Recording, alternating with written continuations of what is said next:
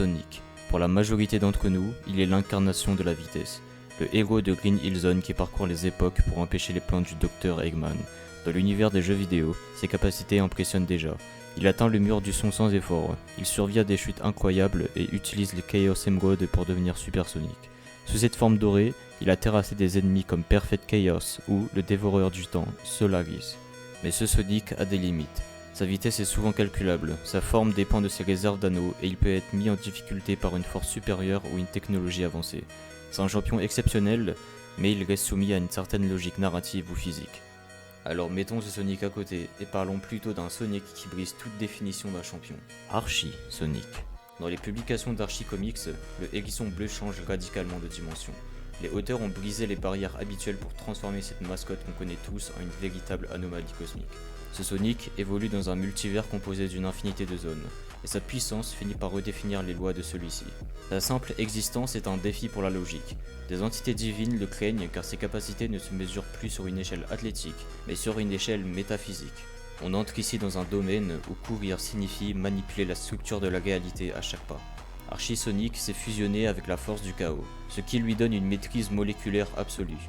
Lors de ses combats, il réarrange les atomes par simple contact, transforme des objets solides en air ou en énergie pure. Son Chaos Control dépasse la simple téléportation ou l'arrêt du temps. Il plie la causalité pour que la réalité s'adapte à sa volonté. La collecte de son milliardième anneau est le premier événement qui a garanti sa domination pour toujours. Cet exploit lui a donné une aura de protection cosmique. Dans cet univers, le destin lui-même travaille constamment pour que sa réussite soit le seul et unique destin. Cette protection narrative veut dire que les probabilités se tordent automatiquement en sa faveur. Donc même face à une force capable de l'effacer, le multivers s'assure qu'une faille apparaisse pour garantir sa victoire. Sous sa forme ultrasonique, il atteint un stade où la distinction entre son corps et l'univers s'efface. Il a le pouvoir de manipuler les liaisons atomiques de tout ce qui l'entoure. Son combat contre Enerjak nous montre à quel point il est surcheaté. Enerjak, une entité possédant le corps de Knuckles et les pouvoirs d'un dieu, a la capacité de briser et effacer les molécules d'un être d'une simple pensée ou de téléporter des continents entiers. Et pourtant, Sonic, sous sa forme super, encaisse ses attaques comme si de rien n'était.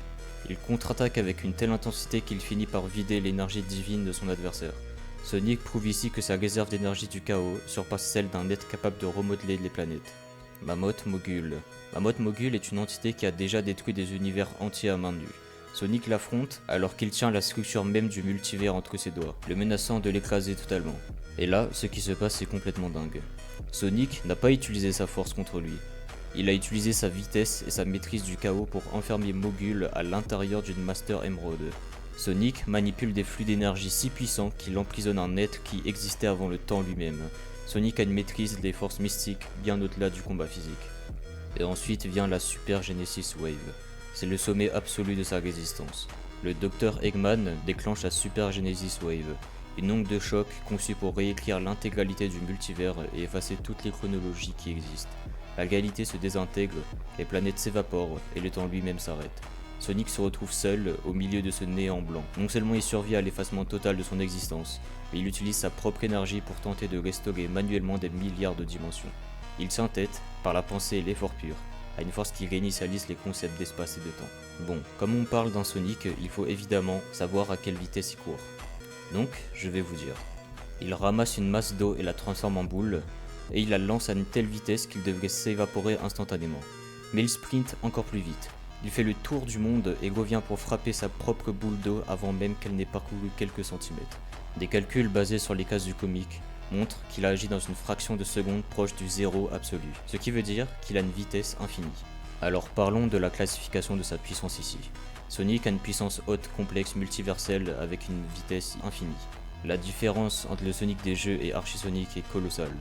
Le premier est un héros qui dépasse constamment ses limites, tandis que le second n'en a aucune.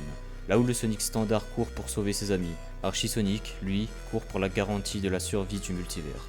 L'absurdité de sa puissance est le fait qu'il peut rendre l'impossible possible, face à des ennemis comme Enerjak ou Mogul, car il est sur un plan d'existence où les concepts de mort ou défaite ont perdu leur sens.